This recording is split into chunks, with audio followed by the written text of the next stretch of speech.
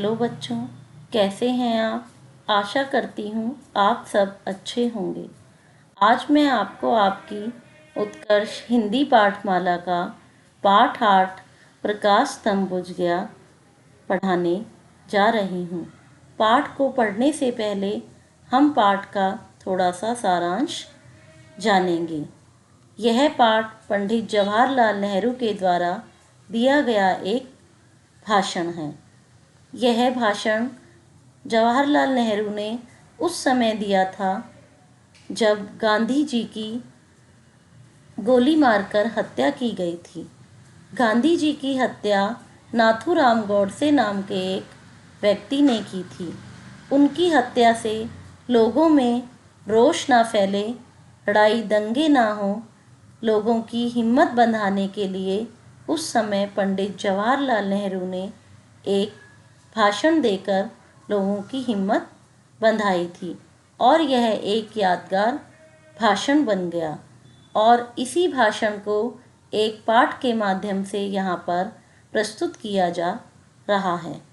अब हम पाठ को पढ़ना शुरू करते हैं। बच्चों, पाठ को पढ़ने से पहले हम लेखक के जीवन परिचय के बारे में जानेंगे। यह पाठ पंडित जवाहरलाल नेहरू के द्वारा लिखा गया है। पंडित जवाहरलाल नेहरू का जन्म 14 नवंबर 1889 को इलाहाबाद में हुआ। लंदन से वकालत की डिग्री हासिल की। भारत लौटते ही महात्मा गांधी के साथ स्वतंत्रता आंदोलन में जुट गए। 1947 में भारत की आज़ादी के बाद पहले प्रधानमंत्री बने। आजन्म इसी पद पर रहे। आजन्म का अर्थ होता है कि जब तक वे इस दुनिया में रहे तब तक वे इसी पद पर रहे। पूरे जीवन वे प्रधानमंत्री पद पर आसीन रहे। 27 मई 1964 को इनका निधन हो गया। पंडित नेहरू की प्रमुख कृतियां हैं। कृतियां का अर्थ होता है रचनाएं। मेरी कहानी, विश्व इतिहास की झलक और हिंदुस्तान की कहानी। आप जानते ही हैं, एक सिरफिरे ने महात्मा गांधी की गोली मारकर हत्या कर दी थी। इस हत्याकांड से पूरा देश सन्न रह गया था। इस घटना से पंडित नेहरू भी किसी आम भारतीय जितने ही दुखी और गुस्से में थे। अपनी भावनाओं पर काबू रखते हुए उन्हें एक अन्य जिम्मेदारी भी निभानी थी। भारत के प्रधानमंत्री होने के नाते उन्हें पूरे देश को ठाठस बंधाना था। अमन और शांति बनाए रखने की अपील करनी थी। अब इसका अर्थ समझाती हूँ। जैसा कि मैंने आपको बताया था कि महात्मा गांधी की गोली मारकर हत्या की गई थी। यहाँ पर सिरफिरा नाथूराम गोडसे को बताया गया था, जिसने महात्मा गांधी की गोली मारकर हत्या की थी। उनकी मृत्यु से पूरा देश हैरान रह गया था। इस घटना से पंडित नेहरू भी एक आम भारतीय लोगों की तरह जितने ही दुखी और गुस्से में थे। इसका अर्थ है कि पंडित नेहरू को भी जितना कि भारत देश के लोगों को गांधी जी की मृत्यु का दुख था, उतने ही वे भी दुखी थे और इसके साथ साथ उन्हें गुस्सा भी आ रहा था। किंतु अपनी भावनाओं पर काबू रखते हुए उन्हें एक अन्य जिम्मेदारी भी निभानी थी। भारत के प्रधानमंत्री होने के नाते उन्हें पूरे देश को हिम्मत बंधानी थी और पूरे देश में अमन और शांति बनाए रखने के लिए सब लोगों से अपील करनी थी। सब लोगों से यह कहना था कि आप लोग हिम्मत से काम लो और देश में शांति और अमन का वातावरण बनाए रखो। अब आगे पढ़ते हैं। 30 जनवरी 1948 की शाम को महात्मा गांधी की हत्या का समाचार सुनते ही जवाहरलाल नेहरू हत्या स्थल बिरला हाउस पहुँचे। गांधी जी की मृतदेह को देखकर बच्चों की तरह फूट फूट कर रो दिए। जब माउंटबेटन ने उन्हें माइक्रोफोन के सामने खड़ा कर दिया, तब नेहरू जी के हृदय से जो उद्गार फूटे वे उनके जीवन के यादगार भाषणों का हिस्सा बन गए। 30 जनवरी 1948 की शाम को महात्मा गांधी की हत्या का समाचार सुनने के बाद जब जवाहरलाल नेहरू हत्या स्थल बिरला हाउस पहुंचे, तब गांधी जी के मृत शरीर को देखकर वे बच्चों की तरह जोर जोर से रोने लगे। जब माउंटबेटन ने उन्हें माइक्रोफोन के सामने भाषण देने के लिए खड़ा किया, तब नेहरू जी के हृदय से जो भाव उत्पन्न हुए वे उनके जीवन के यादगार भाषणों का हिस्सा बन गए। अब आगे पढ़ते हैं। पंडित जी ने लोगों से कहा, दोस्तों और साथियों, हमारे जीवन को आलोकित करने वाला प्रकाश स्तंभ बुझ गया है। प्रकाश स्तंभ का अर्थ होता है मार्गदर्शक, और अब सब तरफ अंधेरा ही अंधेरा हो गया है। मैं ये नहीं जानता कि मैं आपसे यह क्या कहूँ और कैसे कहूँ। हमारे प्यारे नेता, जिन्हें हम बापू कहते हैं, राष्ट्रपिता कहते हैं, वो अब हमारे बीच नहीं रहे। शायद मैं गलत कह रहा हूँ, फिर भी जिस तरह से इतने वर्षों से हम उन्हें देखते आए हैं, अब हम उन्हें फिर नहीं देख सकते। उनसे अब सलाह और किसी समस्या का समाधान नहीं पा सकते। अब हम उनके पास किसी समस्या का हल पाने के लिए भी उनके पास नहीं जा पाएंगे। हमारे लिए यह एक भारी आघात है, भारी दुख की बात है, धक्के की बात है। ये न सिर्फ मेरे लिए है, बल्कि करोड़ों देशवासियों के लिए भी है। मेरे या किसी और की तसल्ली के द्वारा इस आघात को कम नहीं किया जा सकता। एक पागल आदमी ने उनके जीवन का अंत कर दिया है, और जिसने यह काम किया है उसे मैं पागल ही कह सकता हूँ। पिछले कुछ वर्ष और महीनों से इस देश में काफ़ी नफ़रत फैलाई जा रही है। जहर का अर्थ होता है नफ़रत, और लोगों के दिलों पर इस जहर का काफ़ी प्रभाव पड़ा है।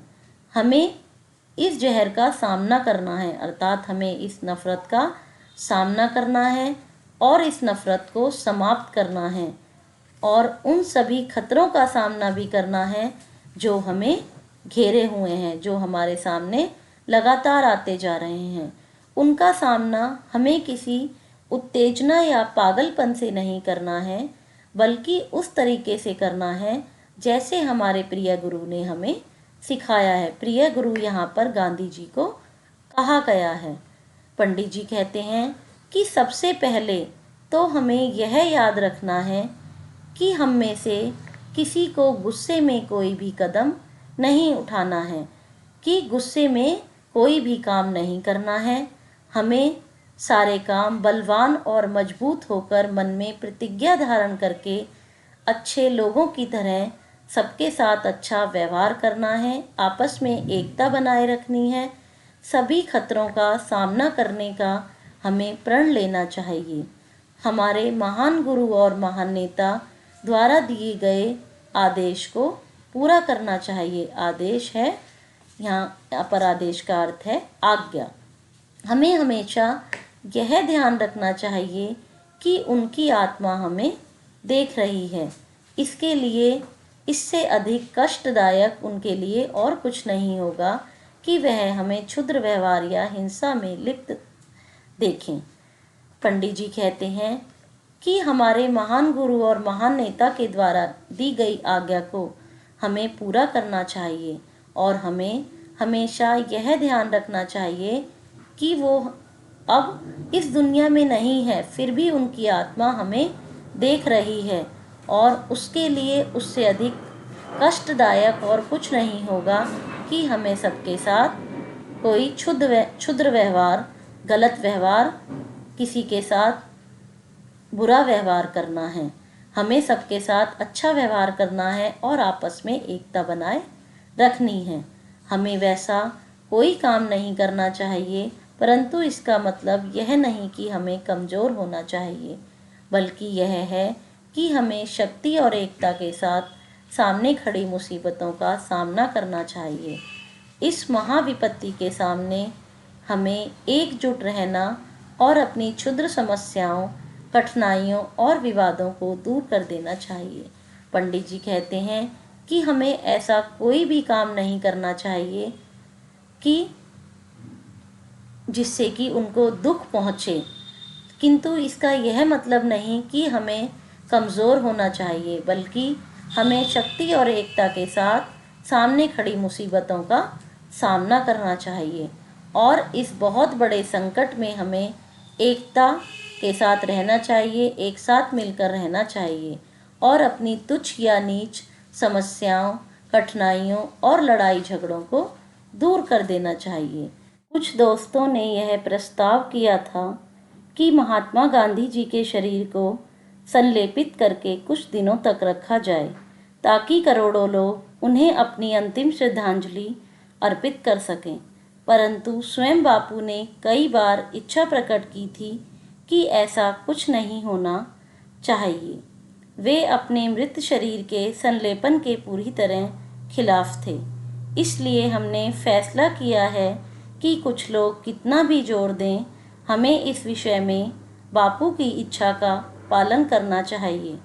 पंडित जवाहरलाल नेहरू कहते हैं कि कुछ दोस्तों ने हमें सलाह दी थी कि महात्मा गांधी जी के शरीर को रासायनिक पदार्थों से लेपकर कुछ दिनों तक रखा जाए ताकि करोड़ों लोग उनके अंतिम दर्शन कर सकें, उन्हें अंतिम श्रद्धांजलि दे सकें। परंतु बापू की यह इच्छा थी कि ऐसा कुछ नहीं होना चाहिए। वे अपने मृत शरीर के संलेपन के पूरी तरह खिलाफ थे। संलेपन का अर्थ होता है रासायनिक पदार्थों से लेपना। इसलिए हमने फैसला किया है कि कुछ लोग कितना भी जोर दें, किंतु हम इस विषय में बापू की इच्छा का पालन करेंगे और उनके शरीर को संलेपित करके नहीं रखेंगे। अतः उनका अंतिम संस्कार शनिवार को दिल्ली शहर में यमुना नदी के किनारे किया जाएगा। उनका पार्थिव शरीर शनिवार की सुबह करीब 11:30 बजे अंतिम यात्रा के लिए निर्धारित मार्गों से होता हुआ बिरला हाउस से यमुना नदी तक ले जाया जाएगा। वहां पर शाम के लगभग 4 बजे उनका अंतिम संस्कार किया जाएगा। पंडित जी कहते हैं कि जो दिल्ली वासी उन्हें अपनी अंतिम श्रद्धांजलि देना चाहते हैं, उनके अंतिम दर्शन करना चाहते हैं, वे निर्धारित मार्गों के किनारे एकत्रित हो जाएं। मैं बहुत ज़्यादा लोगों को बिरला हाउस आने की सलाह न देकर उनसे बिरला हाउस और यमुना नदी तक के लंबे मार्ग के दोनों ओर एकत्रित होने का अनुरोध करूंगा। पंडित जी कह रहे हैं कि मैं बहुत ज़्यादा लोगों को बिरला हाउस आने की सलाह नहीं दूंगा। मैं उनसे बिरला हाउस और यमुना नदी तक के लंबे मार्गों के दोनों ओर इकट्ठे होने का अनुरोध करूंगा, उनसे विनती करूंगा। मेरा विश्वास है कि वे शांत भाव से वहां पर इकट्ठे हो जाएंगे और इस महान आत्मा को श्रद्धांजलि देंगे। इस महान आत्मा को श्रद्धांजलि देने का यह सबसे अच्छा और सबसे उपयुक्त तरीका होगा।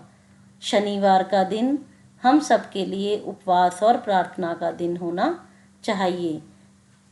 शनिवार के दिन हम सब व्रत रखेंगे और उनके लिए प्रार्थना करेंगे। जो लोग दिल्ली से बाहर या देश के अन्य भागों में रहते हैं, निसंदेह वे भी इस अंतिम श्रद्धांजलि में भाग लेंगे।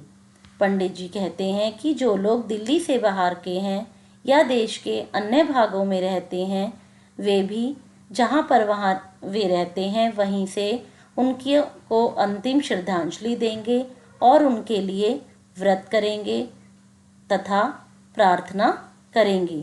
शनिवार को अंतिम संस्कार के निर्धारित समय अपराह्न 4 बजे लोगों को अपने पास की नदियाँ और जो उनके पास की नदियाँ हैं और समुद्र के तट हैं, समुद्र के किनारे हैं, वहाँ पर जाकर प्रार्थना करनी चाहिए। जब वे प्रार्थना करें तब सबसे बड़ी प्रार्थना उनके लिए यह होनी चाहिए कि हम सत्य और उन लक्ष्यों के प्रति अपने आप को समर्पित करने का प्रण लें जिनके लिए हमारे देश के यह महान सपूत जिए और जिनके लिए उन्होंने अपने प्राणों को न्यौछावर कर दिया। उनके और उनकी स्मृति के लिए, स्मृति का अर्थ होता है याद, उनकी स्मृति के लिए यही हमारी सबसे उत्तम, सबसे अच्छी प्रार्थना होगी। जय हिंद। अब बच्चों, मैं इस पाठ को समाप्त करती हूँ। आशा करती हूँ आपको यह वीडियो पसंद आया होगा। अगर आपको यह वीडियो पसंद आए तो आप इसे लाइक करना, शेयर करना, सब्सक्राइब करना। धन्यवाद।